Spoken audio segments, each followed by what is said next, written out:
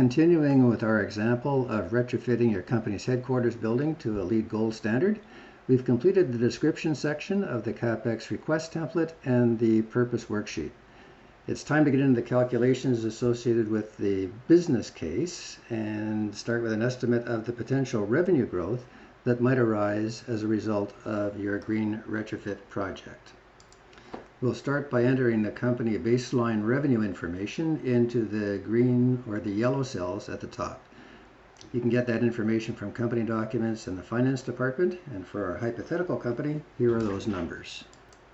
When you enter those numbers, the percent profit is automatically calculated in the cell just under them.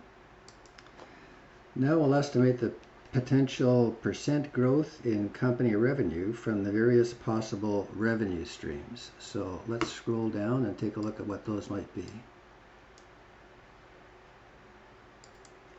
Let's start with the revenue growth from new customers line. As you mouse over the white cell that you need to fill in with the anticipated percentage improvement, you'll notice that a comment box pops up when you do that. Just as a reminder, there are guidance comments for all the cells that have a red triangle in their upper right-hand corner. So you'll see that there is a lot of just-in-time guidance available to you, and all of that guidance is tailored for that particular cell. You'll note that the comment box doesn't fit on the screen, so you need to freeze it so that we can scroll through it as we would any text box. To do that, right-click on the cell that has the comment, go down to the option that says Edit Comment, click on that, and then the comment becomes visible in the screen and you can start to move around it as you would any text box.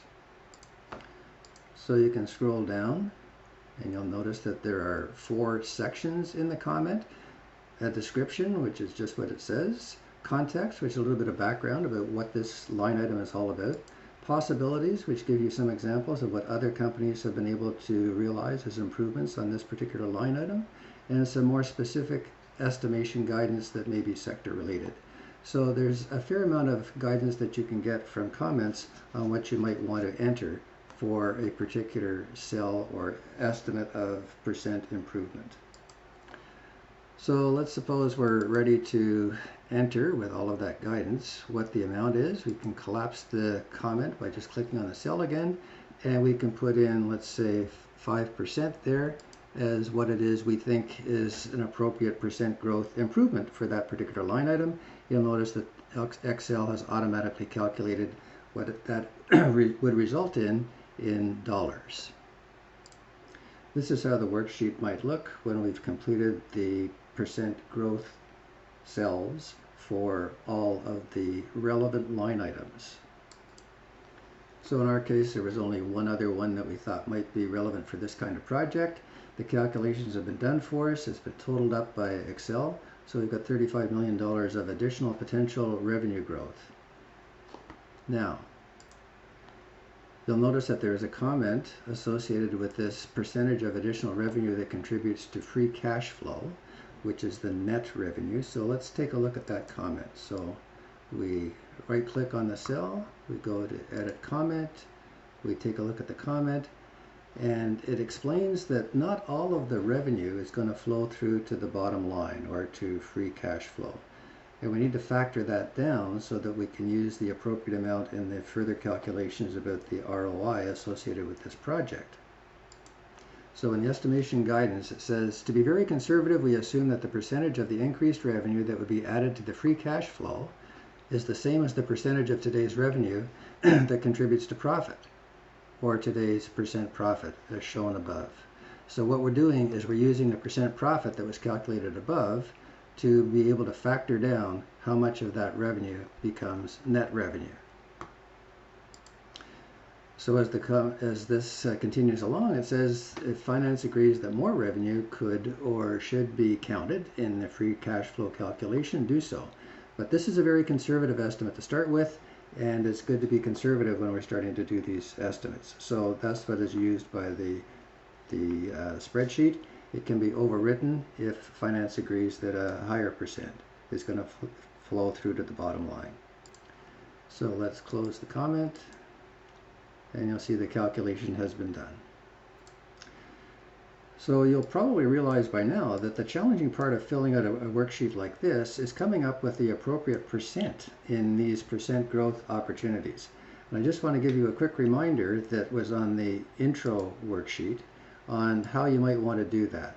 So there is a chart here, estimation tips, that talks about the different ways in which you can come up with those estimations.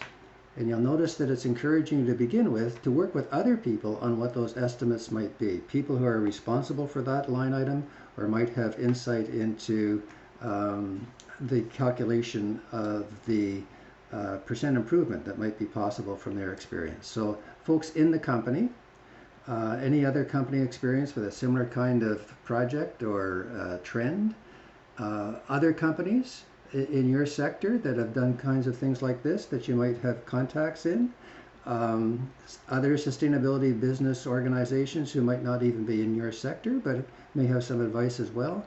Just flat out research, use guidance in the comment boxes, which is what we did as well, but these are encouragements to use these other things, and then just come up with the best estimate that you possibly can, being careful that you don't jeopardize your credibility.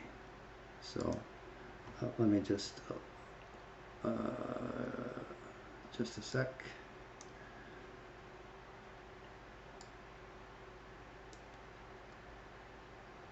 So do a sensitivity analysis and protect your credibility. That's really, really important. All right, so that's an overview of how to do the revenue sheet. By the time we're finished that, we've got a rough cut at what the top line benefits might be for the project, and we're ready to move on to the next one. And this is just a quick reminder that you may want to get your finance department engaged in what percent you should use to factor down the gross revenue to the net revenue.